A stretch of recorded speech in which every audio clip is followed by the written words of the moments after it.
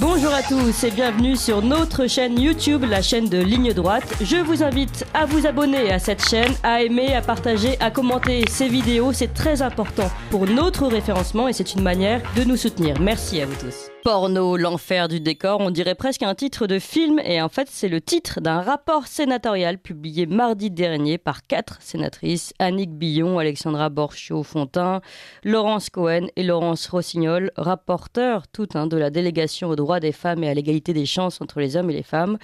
Eh bien ce rapport dénonce la recrudescence de contenus de plus en plus, je cite, trash et violent, un rapport qui fait suite à l'enquête pour viol lancée contre les sites French Buggek et Jackie et Michel. On avait déjà parlé à l'époque, vous vous rappelez, une table ronde avec notamment Brigitte Lahaie. Alors que peuvent faire la justice aujourd'hui, les pouvoirs publics pour nettoyer ce business gangréné par la violence?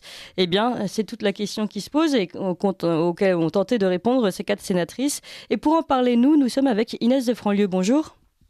Oui, bonjour. Alors, vous êtes conférencière, vous intervenez dans de nombreuses écoles pour parler aux enfants et leurs parents de l'amour, de la transmission de la vie. Et vous êtes auteur notamment d'un CD double, Vie affective et sexuelle, comment en parler à nos enfants, aux éditions de l'Emmanuel. Et puis vous êtes également fondatrice des ateliers Comme Parents, qui proposent des formations éducatives pour les parents. Alors, j'imagine que vous les sensibilisez beaucoup à ces questions qui, on le voit à travers ce rapport d'information, finalement, ne font que devenir de plus en plus prégnantes, de plus en plus puissantes. C'est contrairement à ce qu'on pourrait croire, parce qu'on a l'impression que la population a été sensibilisée à cette question. En fait, les productions aujourd'hui de porno sont de plus en plus visionnées et atteignent le paroxysme de la violence. Alors, j'allais dire enfin. Enfin, on entend les pouvoirs publics sur cette question qui devient évidemment absolument dramatique. Et moi, évidemment, ça fait donc de nombreuses années que je parle de la beauté de l'amour et donc de la beauté de la sexualité, du sens véritable de la sexualité. Et pourtant, on voit, comme vous disiez, que tout ça, que cette pornographie devient absolument envahissante. Qu'est-ce que ça veut dire envahissante? Je crois qu'il faut vraiment qu'on réalise que ça veut dire envahissante dans nos maisons, c'est-à-dire chez nos enfants. Et vous voyez, je crois que le drame, c'est qu'on a beaucoup, beaucoup de mal à réaliser à quel point cette pornographie est présente. Qu'est-ce qui fait que cette pornographie est présente dans le quotidien de nos enfants? C'est que malheureusement, nous leur donnons très tôt un portable. Et aujourd'hui, un portable, ce n'est absolument pas un 9 touches. Un portable, ce n'est pas du tout pour prévenir que je suis en retard ou que j'ai loupé mon train. Ce que croient évidemment les parents, et les parents en général donnent cet outil à l'enfant par souci de sécurité. Et en fait, c'est une immense bombe qu'ils ont donnée dans les mains de leur enfant. Et je crois que ce qu'il y a de terrible, parce que on ne le réalise pas, c'est que l'enfant peut parfois, le jeune peut vivre comme une double vie. Et ça, les parents ont beaucoup de mal à le réaliser. Notre garçon est un gentil garçon. Il va au collège, il est scout, parfois même il est servant de messe. Et on ne réalise absolument pas que malheureusement, il a commencé à visionner de la pornographie. Quand je vais citer quelques chiffres à ce sujet du rapport parlementaire. 2/3 des enfants de moins de 15 ans et 1/3 des enfants de moins de 12 ans ont déjà eu accès à des images porno, avec des chiffres qui peuvent aller très loin. Avant 18 ans, il y a déjà eu un taux d'exposition. Alors, pour les garçons notamment, de 95% avant 18 ans, taux d'exposition à des images porno par âge et par sexe. Et pour les filles, c'est un petit peu moins, 86%. Avant 18 ans, on a déjà eu 95% de taux d'exposition des images porno. C'est-à-dire que quasiment tous ont déjà vu des images porno, en fait. Quasiment tous. Et le drame, c'est vu. On se dit, il l'a vu une fois, c'est arrivé, son copain lui a montré un truc. Mais la grande difficulté, c'est que ça fonctionne vraiment comme de la drogue. Et donc, vous le savez, on l'a toujours dit à nos enfants, ne jamais commencer de la drogue, parce qu'une fois qu'on a commencé, il est extrêmement difficile de ne pas y retourner. Et donc, notre enfant est vraiment pris comme dans des raies. Pour moi, ça me fait penser à des sables mouvants. On a commencé, en fait, on s'enfonce de plus en plus. C'est extrêmement difficile. Ça réveille une hormone de plaisir et on n'arrive pas à ne pas y retourner. Le drame aussi, c'est que ce sont des images qui restent vraiment gravées dans la mémoire, qui sont comme entassées dans la mémoire. Il est extrêmement difficile de s'en débarrasser. Et donc, ça va très vite, en fait. Ça va très vite et on y retourne quand on va pas bien. Et même quand on va pas bien, vous savez, c'est très facile de ne pas aller bien aujourd'hui, justement, parce qu'on a regardé de la porno. Donc, vous voyez cette espèce de cercle vicieux qui commence et les parents ne s'en aperçoivent pas. Parce que les rythmes des parents sont aujourd'hui difficiles. L'adolescent, on le sait bien, c'est un temps qui est pas très facile, qui est un temps d'opposition souvent aux parents. Et donc, on a du mal à voir et on ne réalise pas du tout que si notre enfant ne va pas bien, s'il a des propos violents, s'il s'enferme dans sa chambre, on a beaucoup trop tendance à se dire, voilà, il est entré dans la crise de l'adolescence. Bien sûr, mais il y a cette relation, on va dire presque d'intimité aujourd'hui entre le jeune enfant, enfin ou l'adolescent et son écran, qui fait qu'il est très difficile pour un parent de pouvoir avoir une vue sur ce qui est fait, pour contrôler éventuellement. Et c'est aussi toute la question qui est posée par cette question du porno. Je voudrais préciser, parce que vous disiez que c'était des images très violentes et qui s'agrégeaient dans le cerveau des enfants. Je voudrais préciser à ce sujet que ça fait aussi partie, évidemment, d'un des grands points de ce rapport d'information sur le porno. 90% des scènes pornographiques comportent de la violence aujourd'hui. Et surtout, ces violences sexuelles, physiques et verbales sont massivement répandues et ne sont pas simulées dans la grande majorité des cas. C'est bien ce que précise ce rapport, mais bien réel pour les femmes filmées. Ça veut dire que finalement, et d'ailleurs, c'est pour ça que ce rapport d'information a commencé, c'était avec l'affaire notamment Jackie et Michel, avec des plaignantes qui parlaient de viol et de violence.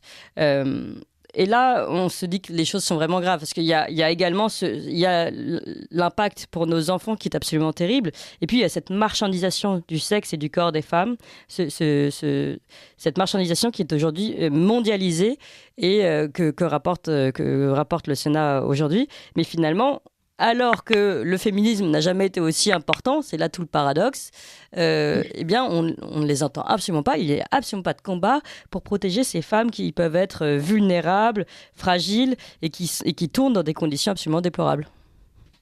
Absolument. Et puis, ces femmes qui tournent dans ces films, évidemment, pour moi, ça s'associe, voyez, vraiment à du marchandage du corps, comme vous le disiez très bien. Et ce qu'il faut imaginer, c'est que les femmes de demain, ce sont nos filles. C'est-à-dire que quand les hommes, quand les garçons ont regardé de la porno de cette façon-là, évidemment, ils ont du mal à imaginer que la sexualité puisse être un langage du corps qui dit combien on s'aime.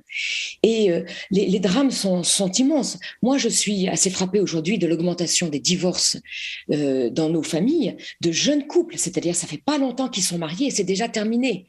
Eh bien, il est évident que quand la violence se manifeste dans la sexualité ou que plutôt la sexualité devient un lieu de violence, comment voulez-vous qu'un couple puisse tenir ? La sexualité n'est plus du tout le langage des amoureux. Et c'est évident que malheureusement, le plaisir recherché devient... Et c'est comme la drogue. Quand un jeune vous dit « je maîtrise, je prends un peu de drogue », on sait bien que non. Le corps va appeler à plus. Et bien là, c'est pareil. En fait, on a pris déjà l'habitude d'un certain plaisir sexuel seul, extrêmement rapide, et avec des scènes qui sont violentes, on va rechercher la même sensation, en fait. C'est ça qui est folle et qui est vraiment...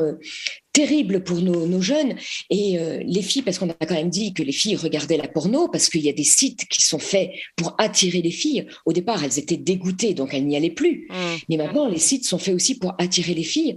Eh bien, elles aussi, trouble total pour savoir ce qu'est le vrai amour, la vraie sexualité qui dit l'amour.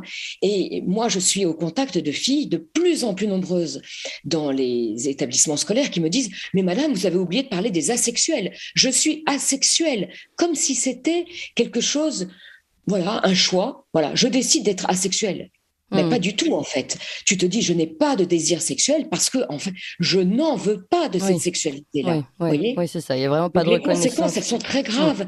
Pour nos enfants, ça veut dire pour nos futurs couples, Bien pour sûr. nos enfants qui aujourd'hui sont détruits par l'addiction que cela représente. Donc beaucoup qui ont du mal à travailler, beaucoup qui, quand ils commencent un travail, en fait, n'arrivent pas à être à leur travail, à leur job, parce que au moment de la pause, ils regardent de la porno, etc. Et puis, ce sont les futurs couples qui sont touchés. Vous voyez, donc les conséquences à long terme sont absolument dramatiques. Et comment vous expliquez qu'on n'arrive pas, par exemple, tout simplement à bloquer ces sites pour des enfants d'un certain âge? Alors, d'abord, je vous disais, moi, je crois que la première solution, c'est déjà de repousser le plus tard possible, le fait de donner un portable. Oui. Parce qu'on ne donne pas un 9 touches, et que j'allais dire, même, c'est pas la peine de donner quoi que ce soit. Un enfant, il va se construire aussi dans la confiance en lui quand il est confronté à des difficultés qui sont de son âge. Voilà. Prendre un bus tout seul en début de collège, c'est tout à fait une difficulté qu'il est capable d'assumer et d'affronter. Et ça va le rendre fier de lui. Le bus a été détourné.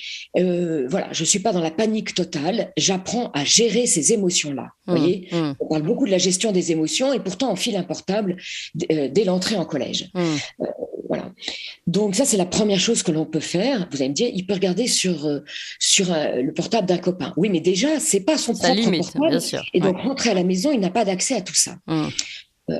Et vous voyez, les parents sont en droit de se mettre en colère quand des professeurs en début de collège mettent le travail sur Zoom ou sur des sites qui nécessitent d'avoir un accès à Internet. C'est inadmissible. Voilà, on met nos enfants véritablement en danger. Ça, c'est vraiment, vous voyez, la première chose qu'un parent peut éviter de faire.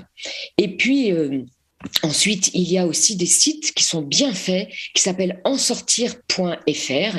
Et donc, tous les accès à Internet à la maison devraient être protégés grâce à ce site ensortir.fr qui donne des solutions pour paramétrer et donc protéger les tablettes, les iPhones, voilà, tout ce qui est avec accès à Internet à la maison. Et ça, c'est vrai, on oublie de le faire. Et voyez, si on est entré en dialogue avec notre enfant sur cette question, ah oui, on ne bloque pas et on ne fait pas, il me semble, on ne bloque pas l'accès à Internet de son enfant sans lui expliquer pourquoi. Voyez, et donc ça veut dire qu'il y a une urgence à entrer en dialogue sur ces questions avec nos enfants. Et c'est vrai que c'est évidemment tout le sujet que je développe au travers de mes ateliers comme parent, de ce que l'on fait à Comme je t'aime pour parler de la beauté de la sexualité. Et donc, je parle du cambriolage. Quand quelque chose est beau et précieux, il y a des cambrioleurs, bien entendu. Voyez. Et donc, une femme qui a des bijoux, elle ne les laisse pas traîner dans l'entrée de son appartement. Un enfant, il est capable de dire, non, elle va le cacher.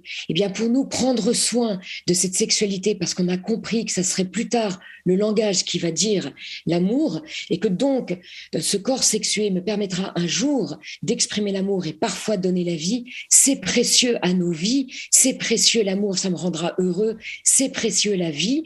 Eh bien, je ne me laisse pas cambrioler, j'arrête de regarder, j'arrête de parler de ces sujets avec mes camarades. Vous savez, pourquoi les jeunes en parlent tant et se moquent tant de la sexualité? Parce que personne ne leur en parle avec beauté. Bien sûr, je ne dis pas, évidemment, qu'un enfant dont les parents ont parlé de la sexualité comme ce langage qui dit l'amour, qui n'ira jamais regarder. Mais c'est son premier, son premier gyrophare qui lui dit attention, bien sûr que ça n'a rien à voir. Donc attention.